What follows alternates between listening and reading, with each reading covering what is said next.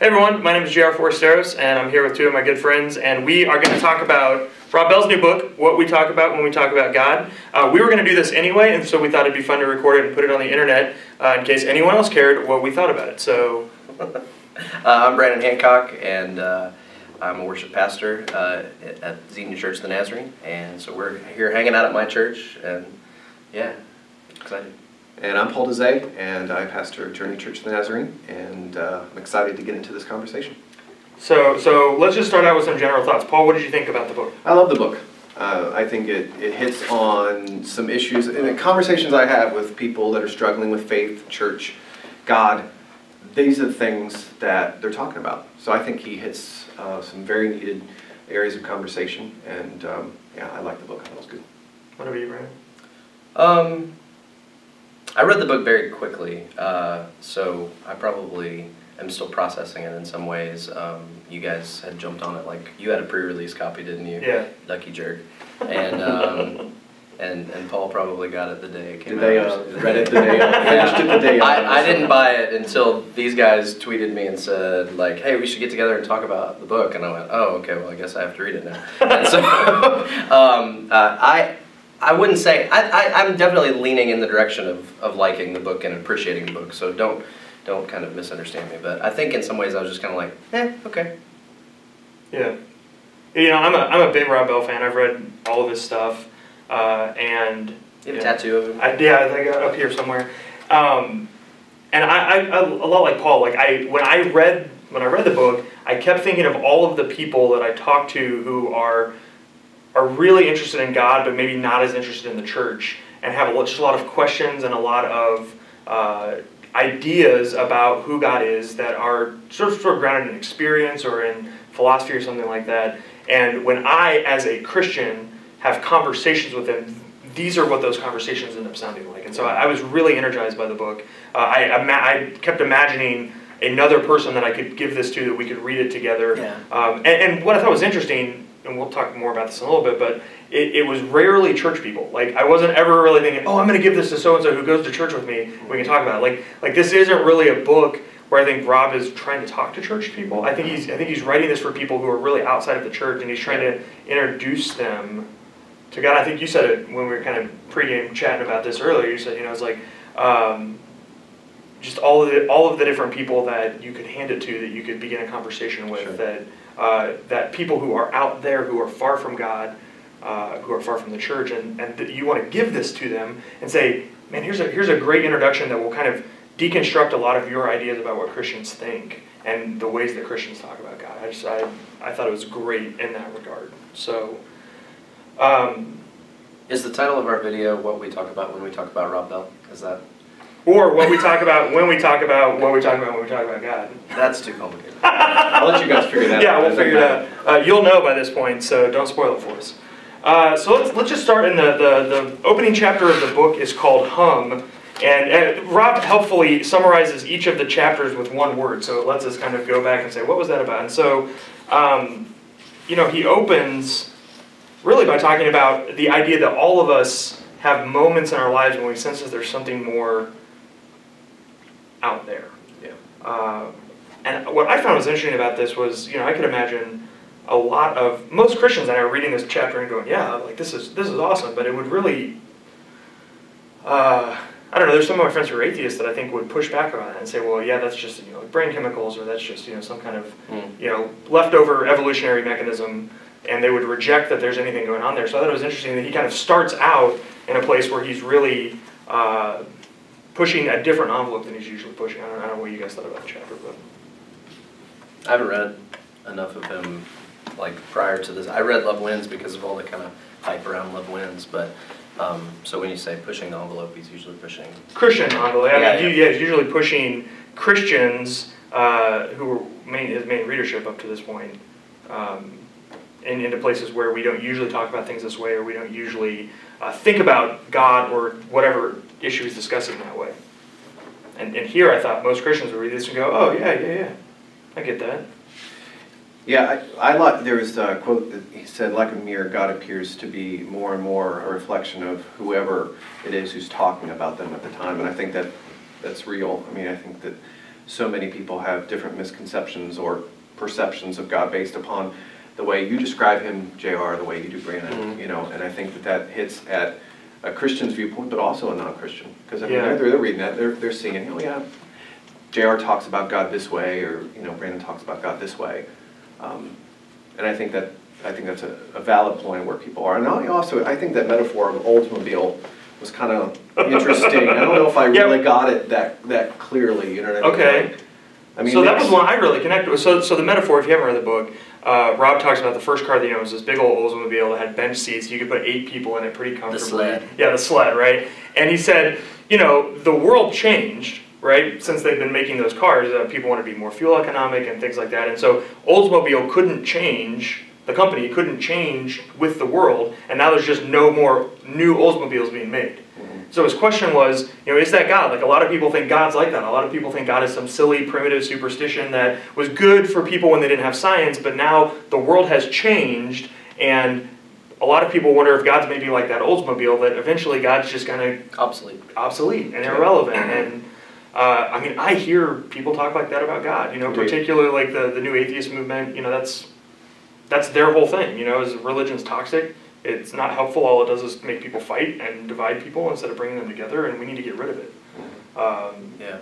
Well, and I thought several times throughout the book that he seemed to be maybe responding to some of that new atheism, that kind of Dawkins, Hitchens stuff, that you know, that sets up religion or God or whatever as the boogeyman that we can pin all of the maladies of the world on, you know, and he's trying to kind of redeem the word God or the way we name God. I mean, there's definitely, I appreciate, and I think it's right here at the beginning, isn't it, that he, you know, he lays out that this is in large part kind of a language problem, you know. Yeah. When we, you know, that like you said, when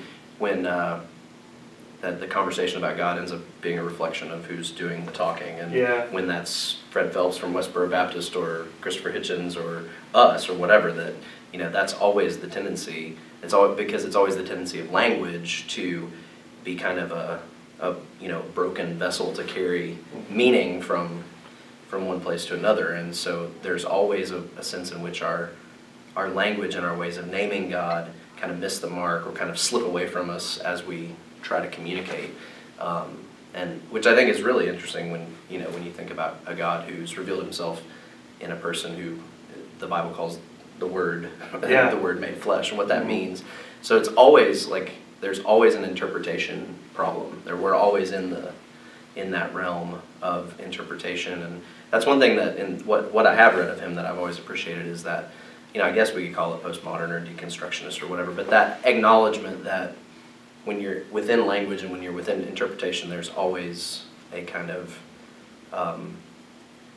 there needs to be an acknowledgement and a kind of intellectual humility about the fact that we can't get it quite right. Yeah, you know, we can never get it. Yeah, we can never get it perfect. We can never get it quite right.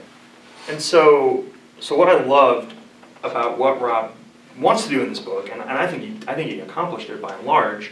So he shares a story from Genesis, from the life of Jacob, and it's when Jacob he camps overnight in this place, and in the night he has this vision of this ladder in heaven, and angels ascending and descending on the ladder. When he wakes up, he says, surely God was in this place, and he gives it a special name and everything.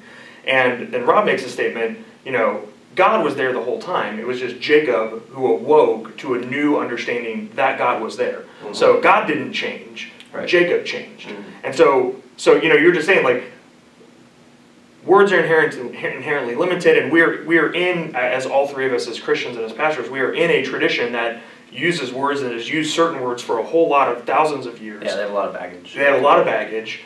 And so it's tempting, and a lot of people do this, they just jettison the whole thing. Mm-hmm. And I think it's interesting that Rob didn't. Like, he goes all the way back to the first book of the Bible and says, okay, we're gonna keep this story about how we are always changing and God is never changing. He explicitly says, God hasn't changed, we've changed. Mm-hmm. And so we need new ways to talk about this same God.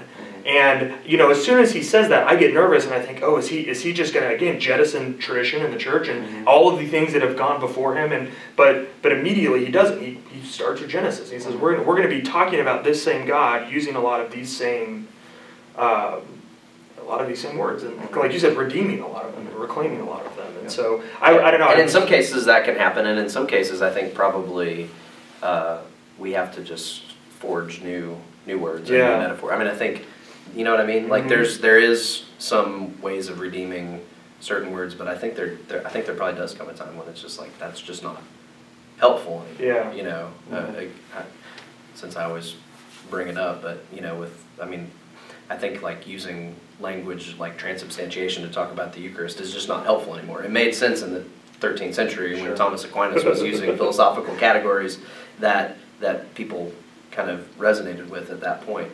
But yeah, I mean that's just not a helpful term anymore. And some people would, you know, in our tradition would kind of say that about, you know, phrases like Christian perfection or sanctification. I mean, my pastor preached, you know, one of the best holiness messages I've ever heard a couple weeks ago in our Lent series, which is called I Give Up, and it was I give up being normal. And he never once used the word sanctification, you know. Yeah, that was. But he was talking about, you know, what is normal Christianity and how do we get past just like this kind of show up at church and go through the motions kind of Christianity. That really what he was talking about is holiness, is sanctified life, spirit-filled life. But he didn't use those terms, you know. And some people get really geeked out. They want to hear the word. Yeah. Yeah. If you don't hear the word, it doesn't count. Yeah. And in a lot of ways, I think that's what Rob is trying to critique. Because I mean, we all recognize that. Like the word is not a magical word. We don't believe in spell casting. Like you can't just say sanctification and then somehow you have it. Right. You know, like this word is a signifier that points to some sort of reality that you're either embodying or not. And if you're embodying it, the word, we can take it or leave it. Like the life is what matters. And I think in a lot of times Rob hits that more than he misses it in this book. You know, where he's really trying to get at a concept or a truth about God or something, and he's not using the words that church people are going to want to hear, and they're going to be looking for those, and they're going to be, you know, it's not in here, but it is in there. It's just that he's talking about the idea or the truth, and he's not using the magic words that we expect as people who are coming out of that tradition. You know, but in with that, I thought it was very interesting in how he framed out the whole book. He did a really good job in that opening chapter, kind of road mapping where the whole thing's going. But he said some of the things you got to know up front. He says, I'm a Christian, and so Jesus is how I look at God or talk about God. I mean, he frames out that because I think that satisfies to a certain reader what this is about. Yeah. You know what I mean? He's not going off the deep end. He's framing out the way that he's going to talk about God is through this idea of Jesus. And if you're not a Christian reading it, well, you know the stakes right at the beginning. He's not going to slip it in at the end. Like, and I thought that was helpful. Switch. I mean, based upon the audience, I think he really hit that. And then he addressed the second thing that frames out the book is that people do want to talk about God. Yeah. That it isn't a topic that's dead. No, people do want to talk about it, but they need to talk about it in a way that connects. Yep. And in a way that makes sense in a world that's different from the modern or even especially the pre-modern. Yeah, well, and not only that people do want to talk about God, but that they are talking about God, and I thought this came through really strongly, and he did well with it. Is that the idea that like we're all people of faith? So you know the practices that kind of constitute our lives are all based on certain assumptions about God. So even when we're not like having a conversation about God, we're still living our lives in a way that like reflects where our faith lies, or what our conception of God is, if at all, if we have one at all. You know, how we interact as consumers, how we interact as, you know, parents and friends, and you know how we tell the truth or not. And, you know, all of those ways of being in the world are part of our discourse on God. You know, our lives are a discourse on God, even when we're not sitting down to have a conversation. Yeah.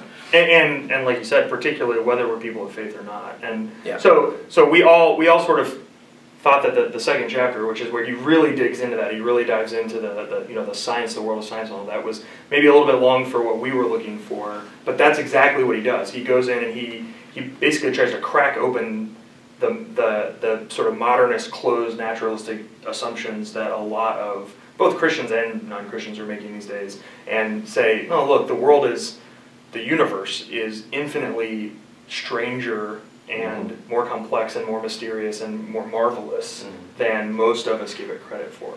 So, I mean, again, like, we all sort of thought it dragged a little bit, maybe an editor could have come in a little bit, but other than that, it's still really interesting, and if you've seen his Everything is Spiritual DVD, you're going to get a lot of repeat information. But what did you guys think of that chapter overall, length aside? I mean, I liked it. I think that, you know, he's trying to really hit this sacred secular divide, and I think what he does is he communicates that that science and faith aren't separate, and they can be combined and they can be entered into in the same conversation. But science can't define everything, nor can a spiritual, churchy language define everything. That there's these two worlds that are meeting. And I thought it was helpful. I think of so many people that have conversations, since science is such an important part of their vocabulary, and they frame out their view of God by, you know, science. And I think what he does is it opens up the door for conversation. Yeah. I mean, people in the church, I think, are scared of letting church and science talk. Definitely, yeah. And you know, I heard a statistic from Dave Kinnaman, who's Barna research guy, wrote Unchristian and all that. He said, you know, I think it's like 52% of high school students are considering a career in science, but less than it's like 2% of youth pastors that he polled in the last year had done one lesson of any kind that involves science. You know, so he said what you're doing is you're raising this whole generation of kids, and you're teaching them implicitly, not on purpose, but implicitly, that what is happening in the church doesn't have anything to do with what they actually want to do with their lives. You know, you're creating by not having this conversation, by being afraid of the conversation, and by not equipping yourself to have this conversation as a leader. You're actually like perpetuating this problem where kids who really do love Jesus don't have any idea how that, and in fact, they might even think it's at odds with what they also feel in their bones they were made to do. You know, and so again, instead of helping those things work together, you're creating situations where you're making them fight with each other when they don't have to. Yeah. Well, I think of a kid that was in my youth group many years, 15 years ago when I was a youth pastor, and he's a scientist now, and he felt like you know, he was trying to reconcile those two worlds, but he felt like the church wouldn't let him reconcile that. It was either or, so he walked away from his faith and his views on church to embrace this idea of church. But what Rob does, or of science, but what Rob does, I think he's trying to bring those two worlds together. I think he does it in a really conversational way. I think he brings it down to a level that people can kind of cope with. And I mean, I think one of my only struggles with that chapter was that, you know, he sets up this great conversation that was, I mean, it was really fascinating to me. It's stuff I've heard before in other venues, but you know, how much of matter is empty space and all that kind of stuff, you know, and talking about black holes and talking about atoms and but then he kind of makes this shift that, to me, I don't know if maybe I just didn't track with it or if it just seemed contrived to me, but like he went from talking about materiality and immateriality and then like just jumped from kind of, or made an equation between immateriality and spirituality that I thought was kind of contrived, or was kind of needed something else to kind of bridge the gap. Because again, I think if I'm a science-minded person, it's like that doesn't necessarily work for me. You know, just because you're talking about negative space and how, you know, there's, you know, because science does have accounts for why our bodies hold together and why, you know, the tennis ball doesn't pass through the tennis racket and things like that. And, you know, even though it could, and he sets that all up in a really, you know, poetic discourse, but then he just kind of shifts to spirituality from that in a way that I thought, wait, okay, I'm not sure. I mean, I get that. I think as a spiritual person, but did that work? Was the bridge where he was trying to talk about 96% of our universe is unknowable or a mystery, so science has kind of grabbed hold of this much of information, but there's still this whole mystery out there, and so that was the bridge to the mystery, the spiritual, the soul that can't be quantified or qualified through science. I don't know. That's what I got. He was trying to use that piece as a bridge. That helps. I mean, well, it's here, 44, right? A perspective declares that there's a clear distinction between the material world and the immaterial world, between the physical world and the spiritual world. It's like, whoa, like how do we get from material physical, immaterial spiritual? Like what that's, you know. And then he says what we're learning from science is that there isn't so clear a distinction after all. In other words, matter and spirit may not be, the line between matter and spirit may not be a line at all. Yeah. So, you know, if I remember, I was trying to find the quote just now, and I think I remembered in his Everything is Spiritual Tour DVD as well, that he says he quotes several scientists who, when they get to these points of mystery in quantum mechanics or in astrophysics or whatever, the language that they're reduced to having to use is the language of religion. It's like, this is, you know, spiritual, this is mysterious, and he says, look, like the best scientists in the world end up falling back on this language that we've set aside in our culture for religion, and so that should be. I think when they brush up against those unknowable things. Yeah, I think that's helpful. I mean, and that does. I think that's a good response to my maybe my kind of annoyance when I read that, you know, and I thought, wait a minute, you know, and also because, you know, the spirit, like physical spiritual contrast is something that that's kind of that's something that we set up within our religious traditions, and I think in some ways that's even a misappropriation of, like, even the New Testament's talking. I mean, that's a whole other deeper discussion. But yeah, I think that's a misappropriation of what Paul in particular is talking about when he talks about, you know, the spirit and the flesh, and we kind of conflate the way the New Testament talks about flesh and body into being like it's, you know, that it's all. That matter is all, you know, we end up being Gnostics and all matter is bad, and our bodies are bad. Our sinful nature. And the spirit is good, and I don't think that's what the New Testament is doing. It's using the term flesh to talk about our carnal nature, but but it's sarx and soma, right? It's there's two different terms going on there. Anyway. I like how he said it in there, and he's trying to bring these two worlds together, and he says sometimes you need a biologist, sometimes you need a poet, sometimes you need a scientist, sometimes you need a song.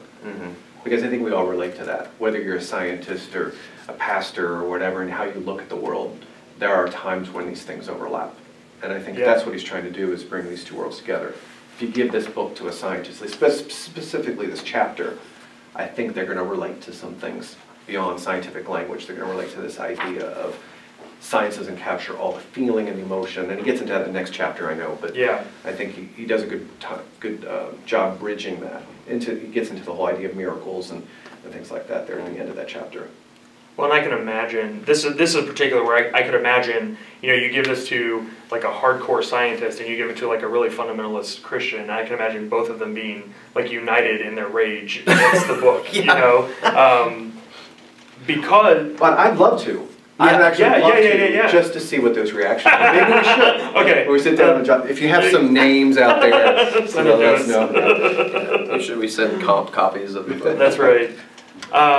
Okay, so let's get into talking about, so again, he opens up by talking about this innate hum that we all have, this divine humming that we sense. Humming with reverence. Yeah. Right. Jane Fonda. Yeah, he talks about Jane Fonda. And then he moves into this idea about being open, which is the chapter we were just kind of talking about, where it's like, are you open to the idea that the world is bigger and more complex and more mysterious than you know? And so then he moves into the words that he wants to use to talk about God. And this, Paul, I know you said this was the part that really energized you, the part that really started to resonate with you. Yeah, the with, for, and ahead, I think are really the crux of the book, in my opinion. I think the first few chapters were just to get us there to a level of conversation. And I think, for example, if you look at chapter 4, with, I think he's addressing that, you know, there's this misconception or confusion, I would say, in the way that we dialogue about God. Where is he? Yeah. Is he here? Does he come here on certain occasions, like, wow, we had a great church service, so he showed up. God was here, yeah. Right. And then in other times, if we've done something wrong, he's not there, or whatever. Or in times of pain, right? Like, where is God when it hurts? We're in tragedy, And then there was that little phrase he said in there, I thought, which really powerfully says, or is God even, is he optional? And I thought that was a really interesting thought, because I think some people probably resonate with that. But then he presents this whole entire solution that God is with us right here, right now, right even here. And he kind of frames out this idea that we need to become aware, just like Jacob was. We need to become aware that God is present. Yeah. And I thought it was an excellent chapter. My favorite out of all the entire book was this chapter 4 with. I think at the beginning, this is from the beginning, not from the chapter, but it's when he's kind of laying out the book. And I highlighted this quote where he says that this withness of God directly confronts popular notions of God that put God somewhere else, doing something else, coming here now and again to do God-type things. I want you to see both the irrelevance and the danger of that particular perspective of God. And I do think that that's probably maybe for me, the biggest contribution of the book is trying to expose that, the view that we have of God, is important because, not just because it can be more or less relevant, but because it can be constructive or it can be destructive. It can make us better people who live better, more compassionate lives, or it can be detrimental and make us, dangerous. Yeah. I think what I liked about it is, I always like it when an author tackles modernism and assumptions of modernism that have crept into the church to the point that church people don't even realize that there's a difference between like the historic Christian Orthodox faith and then this thing that I'm doing, right.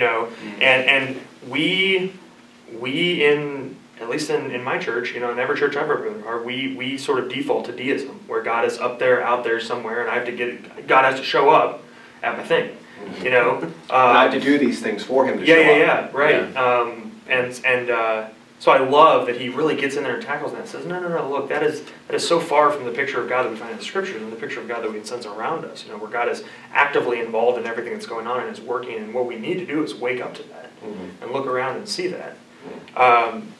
What was this, Brannon, where, because I noticed he started talking about, when we realize that some life is sacred, we realize all life is sacred. He was talking about the baby and holding the baby's hand. And how he said, every time someone sees a baby that you go, oh, it's so cute and small. And it's like, well, yeah, what do you expect? It's a baby. They're all cute and small. But like it's still like, in that moment, you're still overwhelmed by the beauty of that life that's right there. And he says that helps us awaken to this reality that, no, like, because life itself is what is sacred, like all life is sacred. And these moments help us to see that.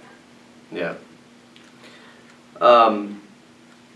Well, yeah, and you mentioned miracles in passing, and I almost. Oh, sorry. Yeah, go ahead. Go back. No, but that relates here because, and I'm using my Kindle edition, so I can't tell you page numbers. I can tell you location 964, but that's not helpful. But he talks about the miraculous and says, you, me, love, quarks, sex, chocolate, the speed of light. It's all miraculous. It always has been, and that. Like, again, I get that. Like, I get what he's trying to say, that, like, it's, God is the, this kind of Talikian notion of it's, the ground of our being and all this kind of stuff. And the sustainer of life and of the universe, it's what holds us together. God is this energy, this glue, But then that kind of demystifies or departicularizes kind of the sense that, that there are, if the miraculous is just like normative, then it's not really miraculous, is it? When he says that, it's all miraculous. Again, I know what he's saying in terms of mystery, and it's kind of, it blows our minds, but then what of those times, and of course, a scientific mind, good grief, go back to David Hume, and he would say, there is, you can't, the definition of a miracle is that you can't prove that it was a miracle, so it's kind of useless to even talk about things in those terms because it's not empirically provable. But, are there not unconditioned, again, things that we can't, we don't force God's hand through our prayers, through our good behavior or whatever. God's not Santa Claus. But that God does intervene and do things that are supernatural or extraordinary that are not accounted for within the given order of things that are miraculous, and that we call them that because they're deviations from the norm, not because, well, everything's a miracle. You know what I'm saying? Yeah, absolutely. And to your point, you pointed out and again in our pregame discussion, you pointed out clearly the incarnation. I mean, that is a one-time, that didn't happen ever again or ever before. Like there's virgin births don't happen. Right. So there is something to that, but then Paul, you sort of reframed it and said, well, yeah, but isn't the issue whether we are participating in that or not? Right. So I think that the chapter frames out as there's three responses to what this God moving in this world is about. Is one, that we recognize that things matter. That when you have that conversation with somebody and it gets deep, and you just know there's something more going on than a situation, or just an exchange of words. There's something that matters deep into this, and then he kind of goes on and says, when you're grabbing the babies, hold the baby. It's just we're connected as all human beings across this world in such a deep way, and recognizing that that's God that's connecting us all together. And then the third way he talks about is to tell us the idea of that life has a purpose. It's moving somewhere. There's direction, and all those are responses to this God who is present in our midst in this time. And I think that's what he was trying to do, is to frame out our response, not necessarily say that everything's miraculous, but just opening our eyes to see and respond to what he's doing in our midst. And I think that at least to me, that's what I got out of the chapter. And I wonder if the problem with our inability to see the miraculous all the time is really it's a problem inside of us. I was in my world religions class, we were talking about paganism, and I brought up demon possession. I was like, how come when you go to any third world country that's like predominantly Christian or has a lot of Christians, they're like casting out demons all the time? Like there's just demons everywhere. Yeah. But then you come here and it's like, well, or even I've had this conversation with Pentecostal friends, and like more just more charismatic friends that have experienced that, and it's kind of like it's almost like there's a demon around behind every rock, right? Yeah. And I'm like, so what am I missing? Because like I've not had that experience at all. Right, and that is it. Now I'm willing to admit at least the possibility that it could be me. Like maybe it's my problem. Maybe you don't pose enough of a threat for a demon to be dispatched. Yeah. That would maybe be the worst case scenario. maybe like even a better worst case. Whatever. Another possibility would be that I'm just not watching. I'm not aware. I'm not. Yeah. And it's happening, and it's not on my radar. So I just miss it. He says we're living in a light world, a light culture. A culture that's like Bud Light light. Yeah, exactly. Yeah. Consumed by the mundane to the point that we can't see anything but that. We can't see anything beyond the grind, the day to day. We can't open our eyes. We can't get the stuff to uncloud or unfog our snorkeling. And then right. That's a good metaphor. And then there are these moments like holding a baby, or again, it's different for everyone, where it shocks you out of that sort of like waking slumber, and you almost like come up out of the water and go, oh, look at all of this, and then just from then you're plunged back down in, and does he use not only Jacob's ladder, but does he? I'm trying to remember if it's here or something else about the burning bush, kind of the same deal. That Moses, he talks about it later. But that Moses doesn't take off his sandals because the burning bush made the ground holy, but because he realized that the ground was holy, and like that it was always holy. Always holy. Yeah. And so it's that what's the Greek term? It's anagnoresis, or this kind of term? It's what happens when the disciples break bread with the two on their road to Emmaus break bread, and they recognized him. It's that word right there, anagnoresis. And what's fascinating about that, and it really, I think Rob would, I'm surprised he's never written about this because he would totally get into it, is that what happens when they recognize him in the breaking of the bread and he's gone. Yeah. And what they recognize is they know him in his absence and his disappearance, and then they go and say, we've been with the Lord, when they didn't even realize they were with him when they were with him, and when they realized it was when he was gone. And then they go and say, but we've been with him, and so that absence is narrated as presence, and so mystery. Speaking of absence of God, the next chapter was God being for us. So I was telling Brannon and Paul earlier, I think that Rob should have written this book and then written Love Wins, because if he could have said, if you don't like what I'm saying in this book, don't even bother with the next one. You'll really, really hate it. And here particularly, I thought a lot of the assumptions about God that were present in Love Wins, he really unpacked here. And so again, it's too bad that, like, if I were going to give both of those books to someone who never read them before, I'd be like, let's start with this one. Yeah, I would agree. And then, based on how you're going to respond to that and interact with those ideas, let's talk about whether or not we want to go there. So anyway, this chapter about God is for us.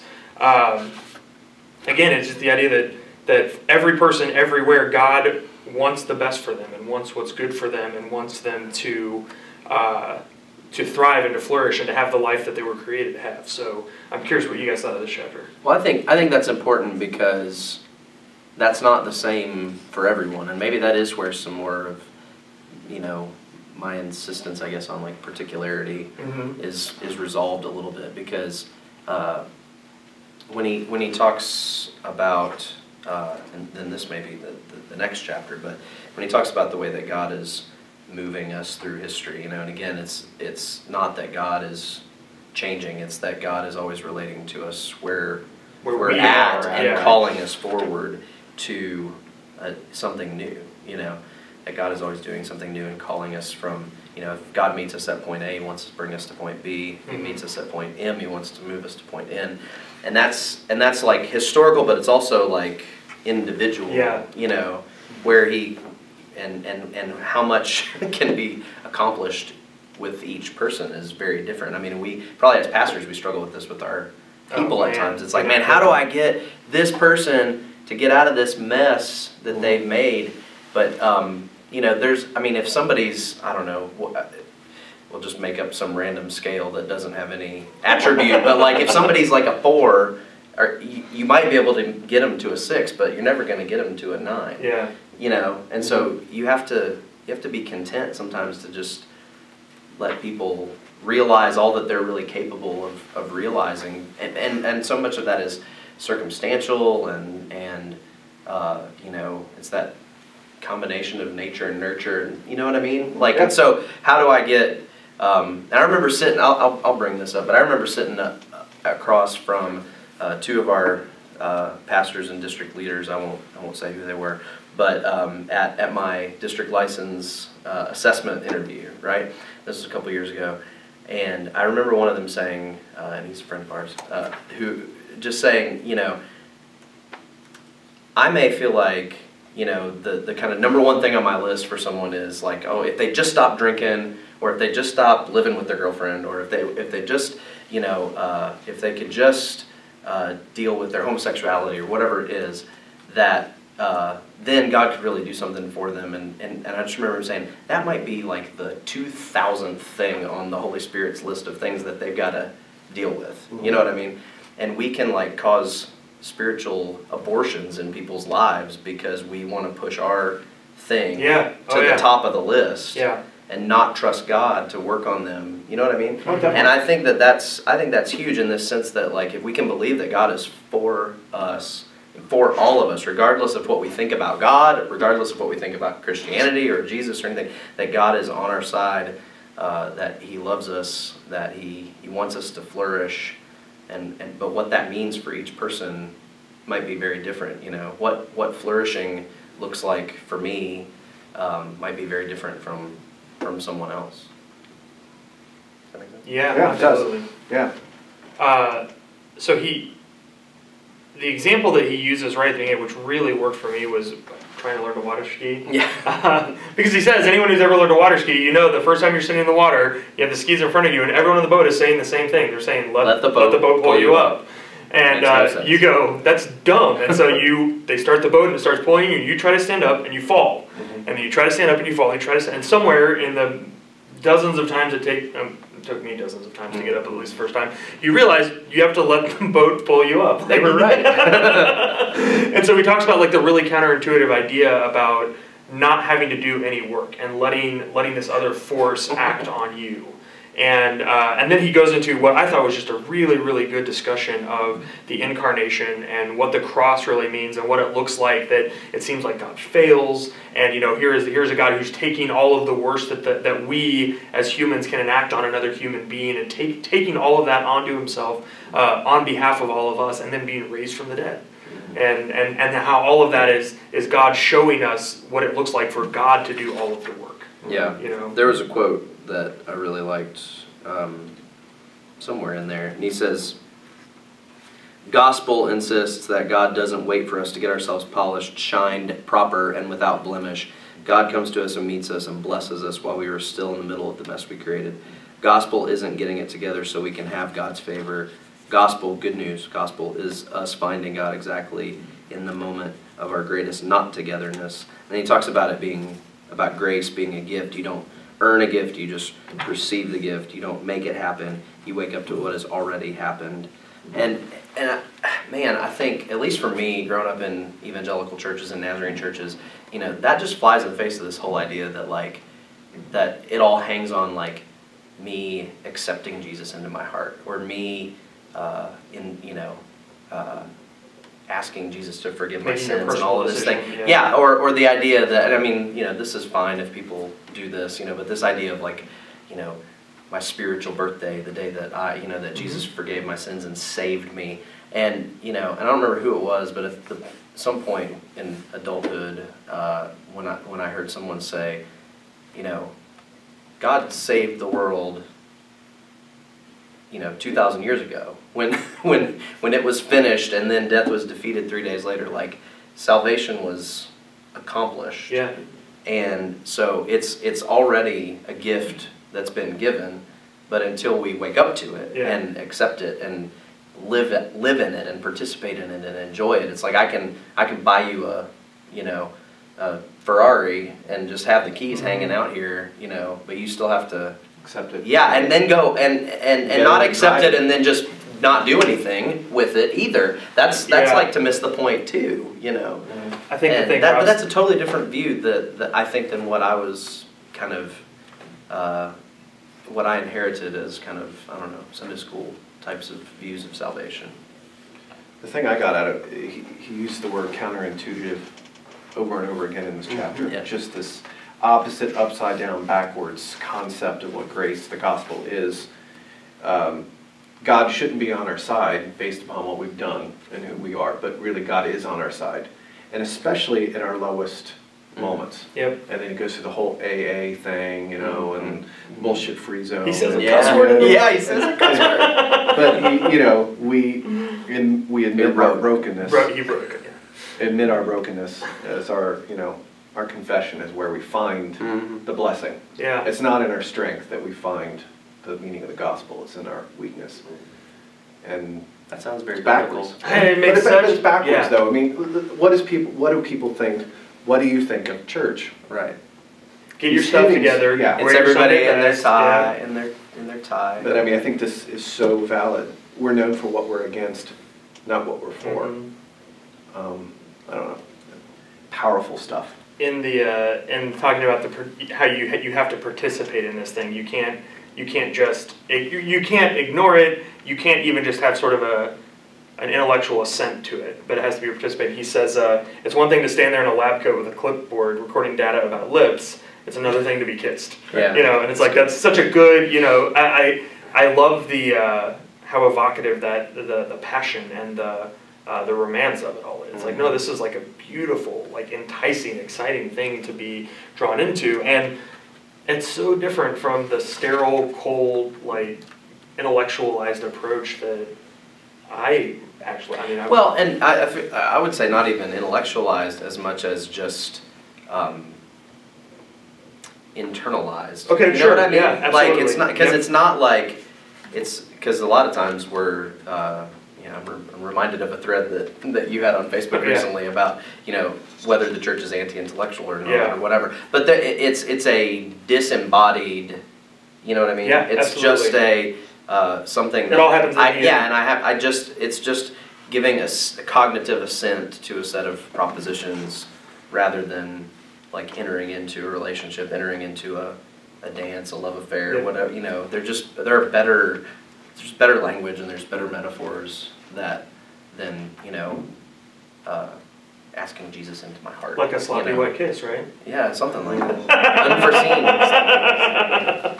Okay, so the last, so that was, he did with, God is with us, God is for us, and then the last one that he suggests, which I think is the most provocative, and again, I think if he's going to get pushback anywhere, it would be here, but right. God is ahead of us, and so he goes back to the automobile analogy and says, is God outdated, is God primitive, is God behind, and he says, no. Quite the opposite. As far opposite as possibly, God is ahead of us, and God has always been ahead of us, and God is calling humanity forward. God is calling humanity into something else. Just think of the ramifications of this just in the average person and their perception of church. You know, because they think, you know, to come to church you have to go backwards to a time of yesteryear to fit into. Yeah. What he's saying here is, no, God's moving us past the past to this beautiful future. And so it's not about going backwards to kind of be accepted 20 years ago, 50 years ago in the church culture. Right. God's moving us to something different. And so the church needs to be moving with that. I think it's Or that we have to resist the ways in which the world is changing and moving on. Yeah, I mean, we had this discussion in staff meeting this morning, actually, and our senior adult pastor, who is pretty hip for a 75-year-old, but who said, but I hear that all the time about the concern about, all the things that are becoming acceptable that didn't used to be acceptable and all that kind of stuff.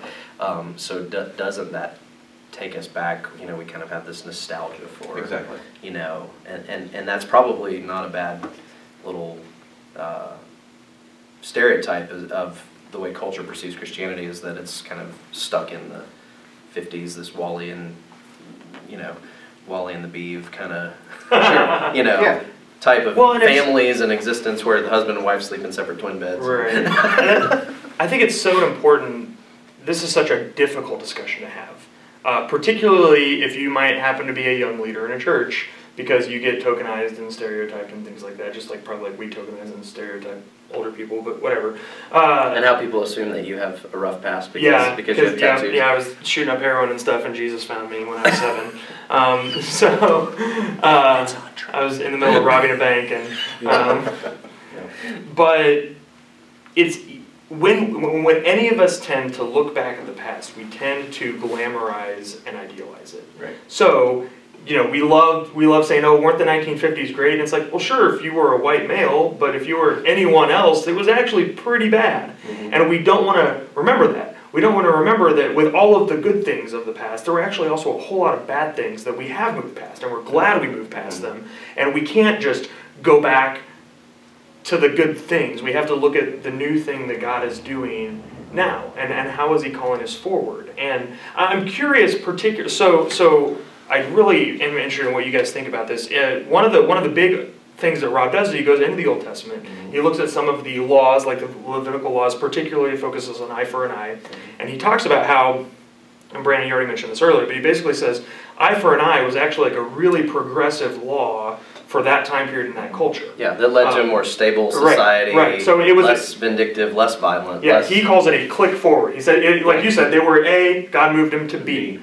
He said, but then by Jesus' time, it had become restrictive and it actually become outdated. And so Jesus gives them a new law. He says, you've heard it said an eye for an eye. I tell you, love your enemies and pray for those who persecute you. So he's like, so they've been stuck on B for a long time, and B become this like big sacred cow that they couldn't, like that was it. And it had actually become regressive and repressive. Right. And so Jesus calls them to like E. And Jesus moves them forward. Sure. So, the theological... Except they killed him. Right, yeah. So, too much, too fast. Right, yeah. It was too many clicks. Should have gone to like B+ instead of... Yeah. Too many clicks. Now this is called progressivism. It's the idea that the world is constantly getting better. Particularly in theology, it's called progressive revelation, which I think most of us all agree with. We agree that the theology that we have in the New Testament is different from the theology of the Old Testament, and we don't still do animal sacrifices and things like that. But I was kind of curious how you guys, what you thought of his handling of these biblical texts, and particularly the implications for us today. I thought he did well with the text. I mean, there was nothing about his interpretations that really that really ruffled me anywhere in here. And I think, you know, I prefer this, I think, to, I don't know, maybe I'll make some enemies here, but I think I prefer this to the kind of the open theism discussions, which I think are a little bit different, that have a more kind of evolutionary view of God. Yeah. Whereas I think this is still, you know, God is God, and he's just playing the long game with us. But but again, he's always coming to meet us where we are, and he's the same, but yesterday, today, and forever, and all of that. But he's moving us forward, and that's that helps me. I mean, that's something that helps me make sense of who God is and how we relate to, how He relates to us, how we relate to Him. Throughout history, but also in our particular lives and the story arcs of our own existence, you know. And it's not that God has different standards for you or me or whatever, but it's, you know, it's kind of it's a more relational. I mean, isn't that what Jesus gave us? Was a relational view of, you know, this is He's our Father, you know. And Jesus is our brother, and we're children of God, and it's, you know, that's a relational view of God, and I expect different things of my 6-year-old than I do of my 3-year-old, you know, and you know, and as they grow and make different choices, you know, I'll you know, I mean, if I've got, it's kind of like what I was saying a minute ago about 4s and 6s and 9s, like if I have if one of my sons ends up, you know, living this kind of perfect life and whatever, you know, I'll want something for him, but if my other son ends up being like a junkie, you know, I just want him to get to here, you know. But I still want my perfect son who seems to have lived the model life, you know, not to just be content to be there. I want him. You're always moving. Yeah, I want more for, you know. I want him to have life abundant, you know, and life abundant for a junkie is just like, let's get through the day. You know what I mean? And so if that's God, if God is the kind of Father, relational being who meets us where we are, desires the best for us, that it's not different standards. It's not relativism. It's not. It's relationship. Well, the eschatological piece here, you know, comes again as, you know, where is this all headed?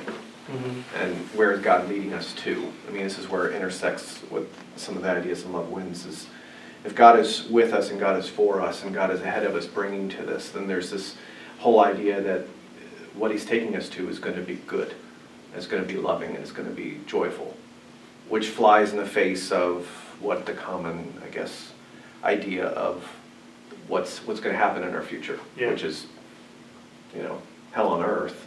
Actually, what I think he's phrasing is, you know, heaven is intersecting with earth and more and more and more. Like, at least that's where I think he's heading with. Yeah, you know, I think it's interesting that, again, assuming that his theology is more or less consistent since Love Wins, like, seems, and still in Love Wins, to very clearly believe in some sort of day of the Lord sort of end of, you know, line being drawn in the sand and saying no more. But at the same time, you're still getting this, again, kind of progressivist idea that the world is getting better. Like, we as humans are in a better place overall than we were 100 years ago, 1,000 years ago, 3,000 years ago. Now, he also makes a very explicit statement where he says, okay, like, our cultures are better, like, institutions might be a little bit more just and some things like that, but, like, the rot in the human heart is still there. Yeah. And that for me was a really important balance to keep, which is we're not working ourselves out of being sinful. We're not. Yeah, and that's where he's not just falling into some kind of liberalism or utopian kind of sense that, like, we can, if we'll just reach within ourselves and learn to, you know, find the greatest love of all that's inside of me, then we'll bring about heaven on earth, and we'll solve all our problems and the wars will cease and all. No, that only happens because of what God has done in Christ and, you know, the day of the Lord. But he's not just falling into a kind of and I was nervous. Liberalism. I was reading, kind of was like, ooh, is this where he's going with it? Is, you know, and when he made some of those really, he still deals with our fallenness, with our sinful nature, the fact that that's the problem at the core of all. Yeah, and I was really glad to see that, because for me, like, I I agree with him. Like, I'm a big fan of progressive revelation. I think that's the only way the scriptures really make sense to me. I'm a big fan of progressivism. Like, again, if you look at the average standard of living across the world today and compared to 1,000 years ago, it's better. Like, people don't die in their 40s. Yeah, I mean, so infant mortality rates are a little bit better than they were in the Middle Ages. So just statistically, you can't deny that these things are different, but at the same time, like, we are continuing to make better and more effective ways to kill each other. Yes. And, we're executing drone wars on people all over the world. It's like, oh, okay, so we actually aren't changing. Like, we're getting better, but there's still this actual thing that we can talk about as sin that really exists, and we can't get past it. Like, he writes in that chapter, he says, to read the Bible, and I think this works both ways, and it's what we're saying here, but just to quote Rob for a minute, he says, to read the Bible then is a book about those primitive people who had made a mess of things and how God was calling them forward, and to miss the glaring fact that it's also a book about us and our desperate need to be rescued and helped and brought forward into a better future is an epic historic case of seeing the splinter in someone else's eye and not seeing the log in our own. And I think that's really important too, is that sense of seeing our own story within the biblical story, and situating our lives and our stories within that narrative, and not just seeing it as something that sort of stopped in 90 or 100 or whenever the Gospel of John was written, but that is still our story all the way through. And that, like, I think about the denominations, so particularly, just to pick on one, Christian denominations that have attitudes towards women that are still reflective of like a 1st century AD mentality. And then they use New Testament texts that don't explicitly say, hey, women can be CEOs and lead pastors, because those categories didn't even exist when these things were written. But they say, oh, because like it's almost like the cultural assumptions of the people that were writing those scriptures and to whom those scriptures were being written were what were sacred and what were inspired, and therefore we have to have those same cultural assumptions. And I think Rob's approach here does a really good job of breaking that down and saying, no, look, like where they were, God met them where they were, incarnational theology, and then God called them forward. And so we're at a little bit of it, we've moved a little bit forward, and now God's calling us forward again. And again, I don't see how anyone could read this book, or really any of this book, but I'll stick with this book, and think that he doesn't have such the highest regard for the scriptures. So he's not saying, well, just pitch them out there, like there's some primitive old thing that you can just toss out and ignore. Right. But he's saying, like, look, the progress didn't stop at 90 or 100. Like, we're still moving forward, and God is still ahead of us and still calling us forward, and we need to be following God into that, not looking backwards into the past. I had a grad school buddy who wrote his doctoral thesis on it was a church history study, but he came from one of the Restoration Movement churches, right? And he had a chart in his, or a page scan in his thesis that was like of a kind of timeline of church history that was taken from one of the textbooks that in his tradition was used at the undergraduate level. And his whole study was basically kind of a deconstruction of the way his tradition had narrated church history to kind of justify their own existence and justify their own theology. But it was literally like, the New Testament era, and then like 397, the closing of the canon, and then it was like the Reformation. Yeah. It was like the Reformation, and then it was like the Stone Campbell Restoration movement begins. And I mean, it's comical, but it's so true that, and I think that probably in various ways, might not be that explicit or that kind of on the nose, but we all kind of have a tendency to do that in our traditions, to just sort of think that it's pristine. Was called a Nazarene. Yeah, right. So, yeah, especially for us. We can justify all sorts of things, can't we? Okay, so what do we do with this book? His last chapter was called So, and he made some suggestions in there, but who's this for? What do you do with it? Yeah, so what? So what now? Useful, not useful? I find it really useful. This is a book I feel like when I'm having those conversations with those people who have a lot of, I would call them misconceptions about Christianity, except unfortunately they're accurate conceptions. A lot of times. but people who are familiar with the kind of Christianity that I think is lacking, Yeah. I feel like I can give this to them, and we can have some really helpful conversations about who God is, about who the God of the Scriptures is. And again, it's new ways to talk about the same God. You know, and again, so much of this is so well grounded in what has come before that I don't feel like it's a departure. I don't feel like it's, okay, Rob's coming in out of left field and starting practically his own religion. Like this feels like inside the sandbox Christianity. Sure. And again, it's I feel like I can use this to have really good, meaningful spiritual conversations with people who maybe don't consider themselves Christians for whatever reason. So I'm excited about it. And maybe that's one of the my reaction to Love Wins was a little indifferent as well, and maybe one of the reasons is that I don't see how what he's doing is all that outside the box. You know what I mean? It's not like in Love Wins he talks about the wide stream, you know, of orthodoxy and how, and so, you know, I'd read things like that N.T. Wright or N.T. Wright and C.S. you know, well, and you know, in the fathers and you know, it's not anything real outlandish to kind of suggest that God will or could save everyone, right? Sure. And you know, that didn't strike me as all that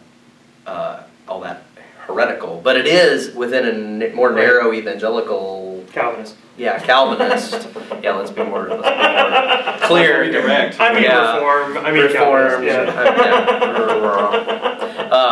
But and this view of God, you know, I mean, he writes like someone who knows this God and wants his reader to know this God, and it's not all that groundbreaking to me, but to someone who has, whether on the kind of atheist outside perspective or the fundamentalist inside perspective, that may have a really different kind of jacked up view of God. I think it's an important portrait, you know. And by jacked up, we mean not like ours. Right. and I think, as much as I think it is for the person outside the church, disenfranchised with the church or disenfranchised with God, I think there's also some very helpful stuff in here for the person in the church. I think those basic concepts of God being with us, for us, and ahead of us, I think are very helpful for a lot of people that are sitting in the pews, sitting in our congregations that are struggling with these ideas of God distant. Is God against me? Is God against, is God is really in the past, or is there something that's happening presently that's taking us somewhere? So I think there's some things in here that help the person outside faith or whatever. I think there's some things in here that can help. That could be help us. That could be a good sermon series. Those 3 points. Those three. Or even spend like 2 weeks on each of those three. You know? There's some good stuff there. Yeah. What do you guys think about? I've had conversations with a couple of friends who are youth pastors who have expressed concerns about Bell's books kind of being potentially dangerous for young people in the church who might not have a real grounded faith, and have kind of said, you know, who've read the books, you know, these youth pastor friends have, you know, maybe read Love Wins or would read this one and think, you know, well, yeah, that's cool. You know, that doesn't really ruffle me too much, but like I'm a mature believer, and they have this kind of anxiousness about, you know, that this in the wrong hands, this could be like dangerous or like send you into some kind of tailspin or some kind of like tailspin of heresy. Yes, or justification for just kind of doing what you want. You know, like, I mean, could a teenager read this or Love Wins and say, well, everybody's going to go to heaven in the end, so hey, I'm hopping in the back seat with my girlfriend. You know? Man, I would say if a teenager is reading a spiritual book at all, I'm going to be doing a happiness dance. Not a dance because I'm Nazarene. But I just don't. And I've always received criticism for this. I don't buy into that whole they're new or young in their faith, and so we have to protect them. You know, if I had a teen and this was all that they knew about God as a starting place, I'd take it. Yeah, I'd take it in a second. You know, and I can see how you could read this book or Love Wins and say, well, I guess he's saying that you can do whatever you want, and that's fine. But that's not a fair reading of that book. That is about the furthest thing from what he says in that book. And so if that's what you walk away with, the issue isn't that you read that book, it's that you don't know how to read critically. Right. And so then I'm not going to give you of Mice and Men either, because you'll think it's okay to strangle rabbits, you know?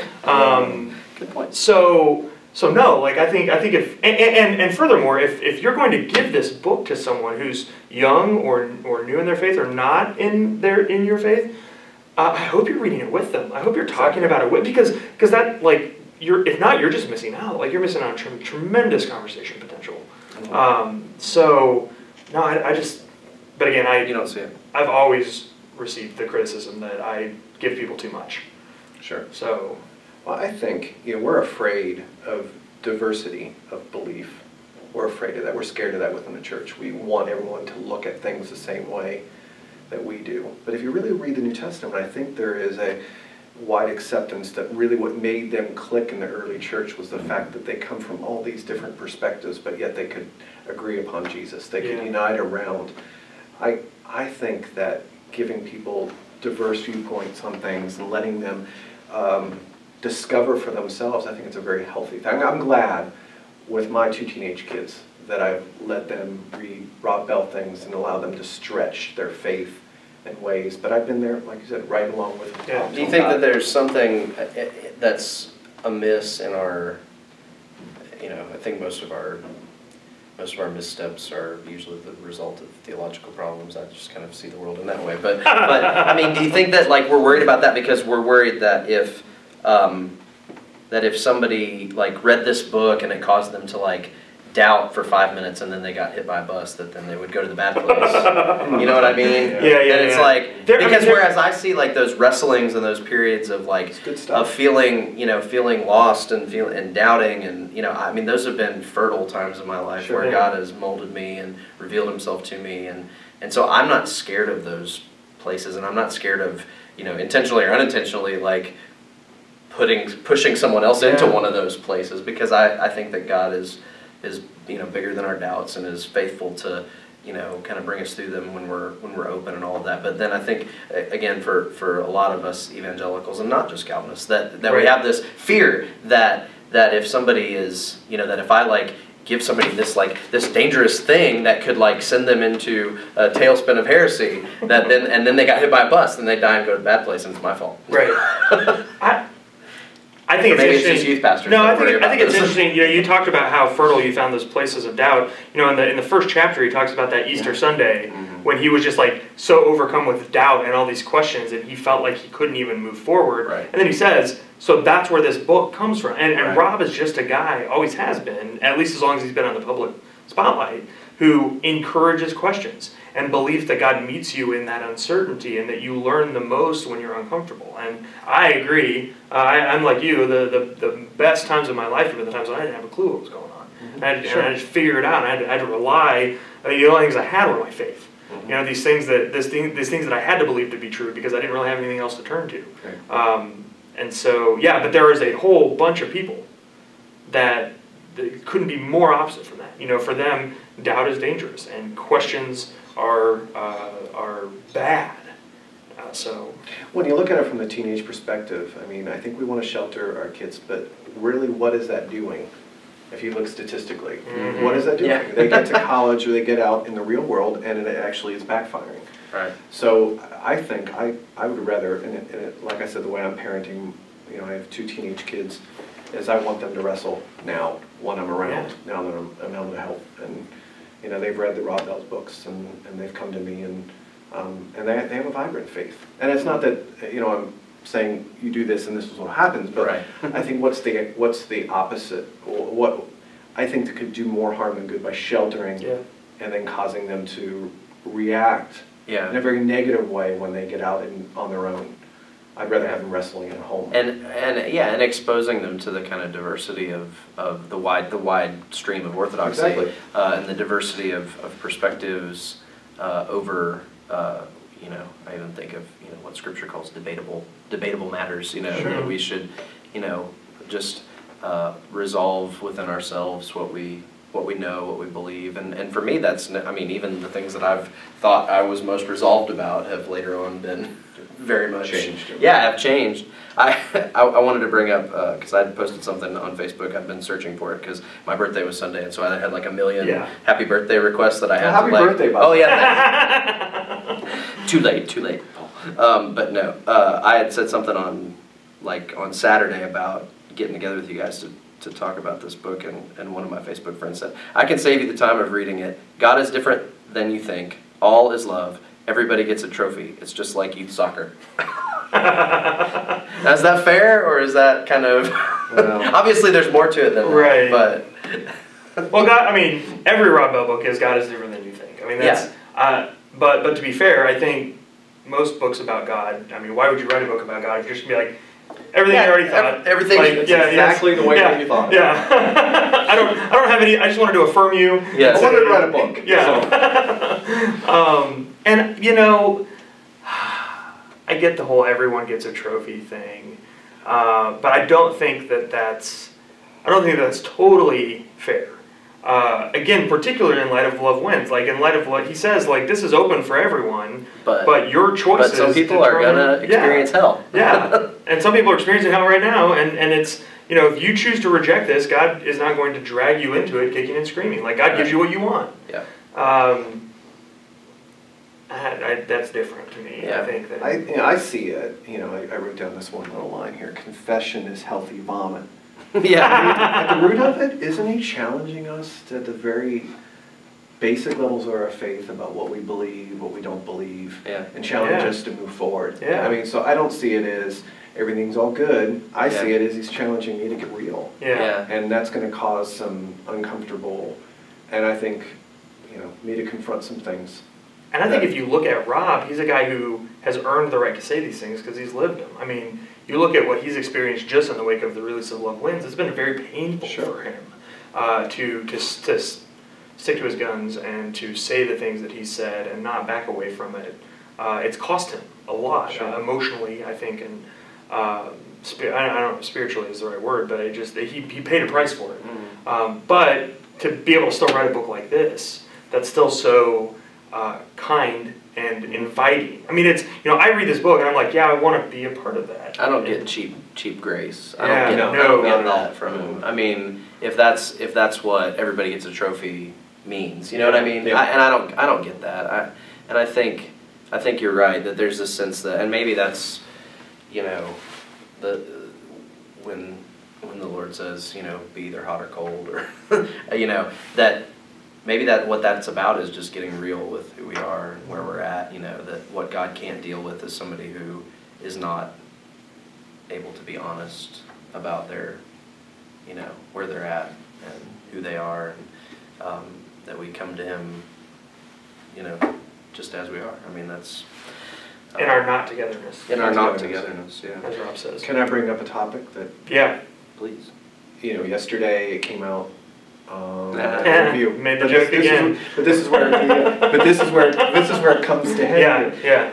You know, he's somewhat whatever for same-sex marriage or whatever, however you phrase that. Marriage equality. Yeah, marriage equality. I like that. But this is where it comes into is like, you know, we want to.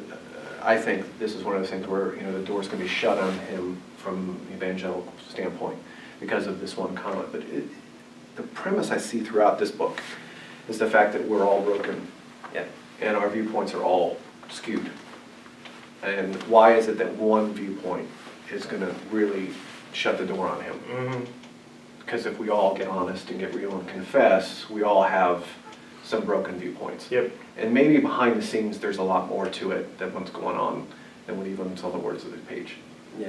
You know what I mean? Well, one of the first quotes that really resonated with me, I think it was the first thing I highlighted, that I think probably all three of us, he says, when you're a pastor, your heart and soul and paycheck and doubts and faith and hopes and struggles and intellect and responsibility are all wrapped up together in a life and a job that's very public. And Sunday comes once a week, and you're expected to have something inspiring to say regardless of how you happen to feel or think about God at that moment, which can create a suffocating tension because you want to serve people well and give them your best, yet you're also human. And I think that just immediately struck a chord with me at the beginning of the book, about how and I hope that things have changed from maybe like my dad's a pastor from his day where, you know, you could, I mean, if your family and your own life didn't kind of exude the sort of pinnacle of holiness and sanctification and Christian perfection that we all used to talk about in those kinds of terms, that like it somehow undermined the integrity of your message. And I hope things have changed to where,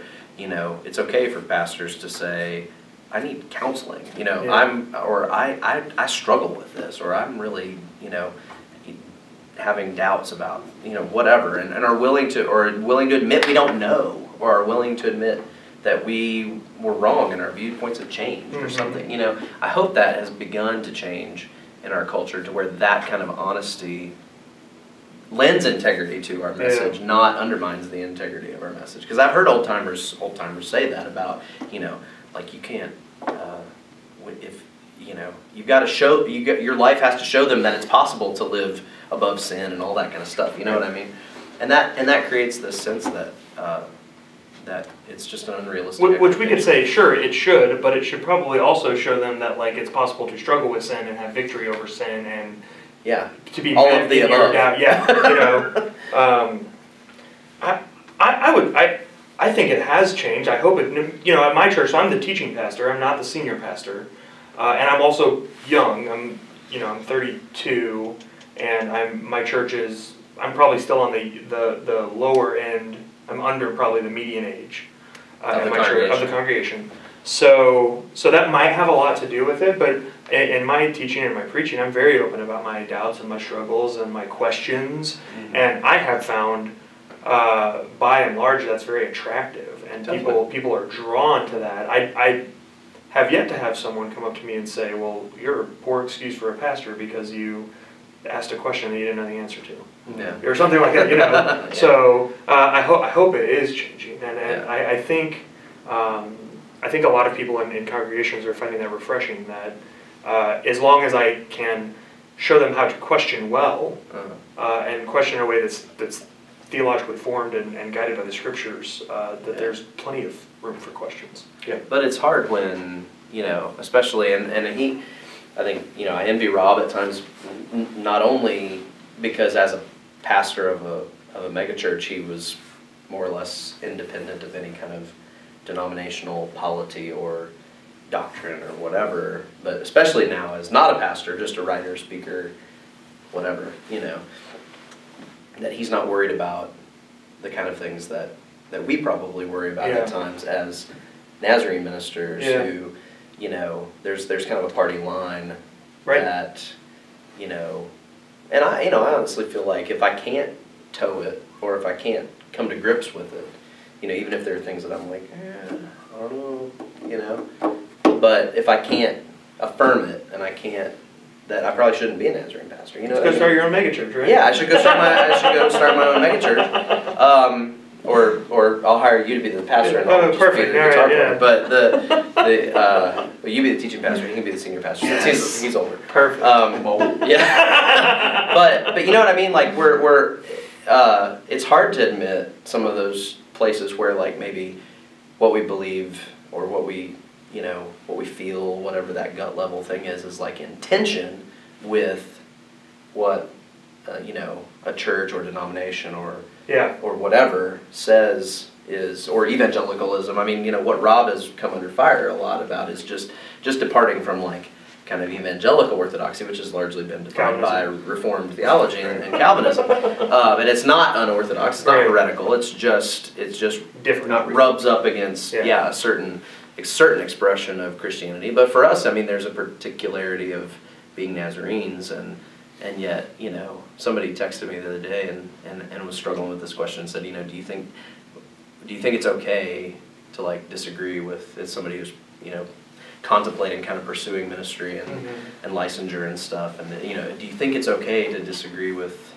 some of the things that the Church of Nazarene says? And I was like, okay, I have to be very careful in how I answer this question, which is hard to run up against. But I finally said, man, I don't know anybody who doesn't. I mean, I think if I'm really honest, I don't know anybody who doesn't say, yeah, I don't know, I kind of struggle with this right here. But they're not going to get up in their pulpit and like say the Nazarene Church is wrong about this. Yeah, but there's a big difference between those two things. Yeah, and to your point, I think there are a lot of people who, after Loved Ones came out, they were looking for confirmation.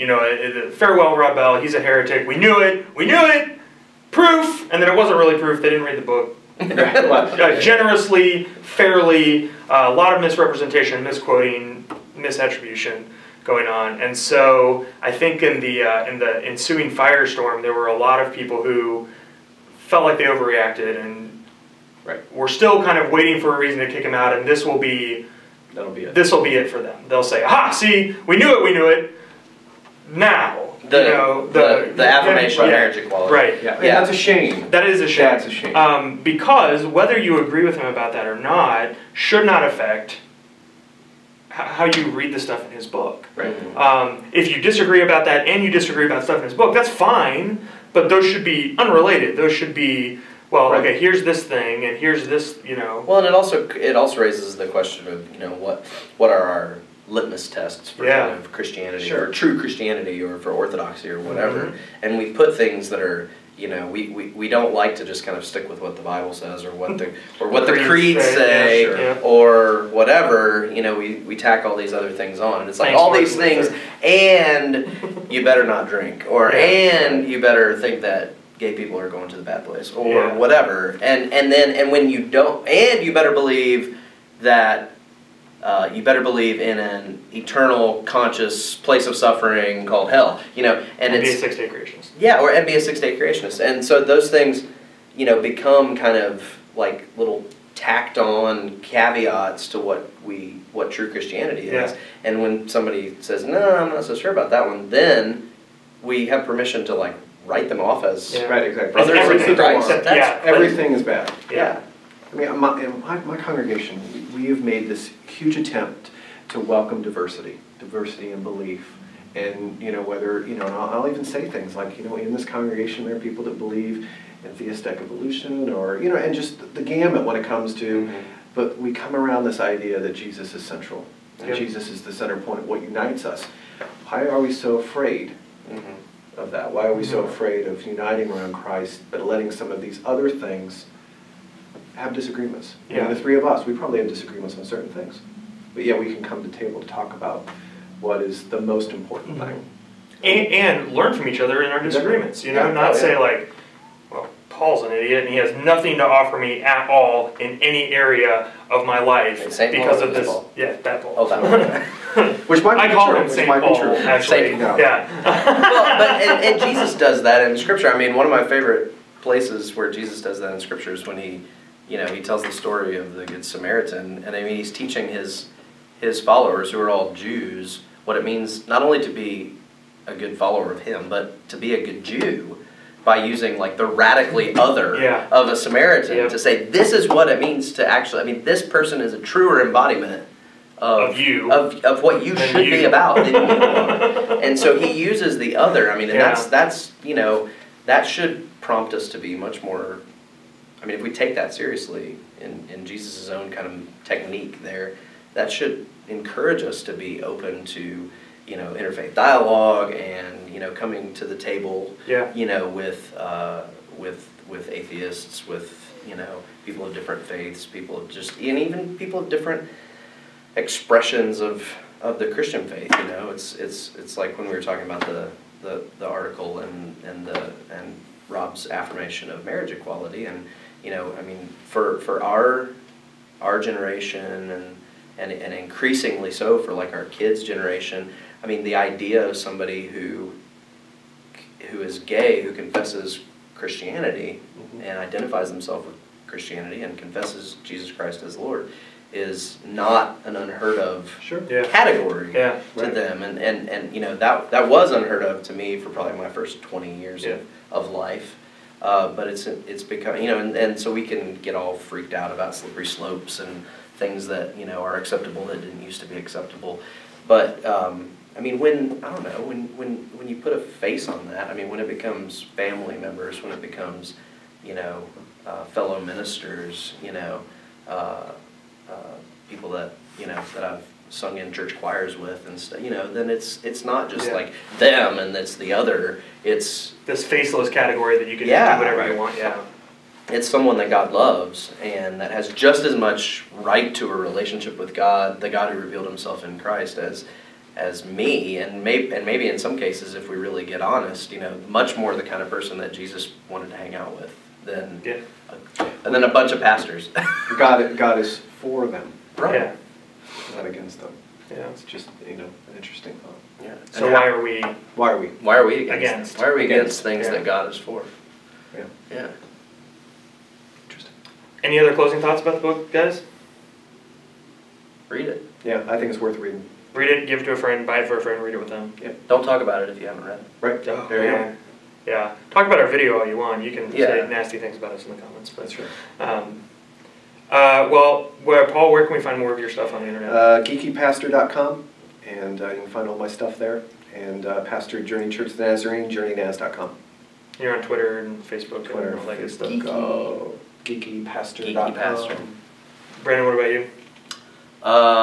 Yeah, I don't know. I don't do. I'm online, BrannonHancock.com. If you can figure out how to spell my name right. It's not Brandon. It's Brannon, like Shannon with a BR. Yeah. And Twitter, you tweet. Yeah, I'm on Twitter and Facebook and all that. Xenia Naz. Yeah, xenianaz.org is our church site. And Xenia. Yeah, Xenia. My name is J.R. Forasteros. I'm at jrforasteros.com and at J.R. Forasteros on Twitter, Facebook, all that. And I pastor at Beavercreek Church of the Nazarene, so that's bcnaz.net. So you can find us all those places. So let us know what you think about the book. Tell us in the comments and on the video, and we'd love to hear from you guys. Thanks a lot for watching, and we hope you enjoyed the book. Thank you.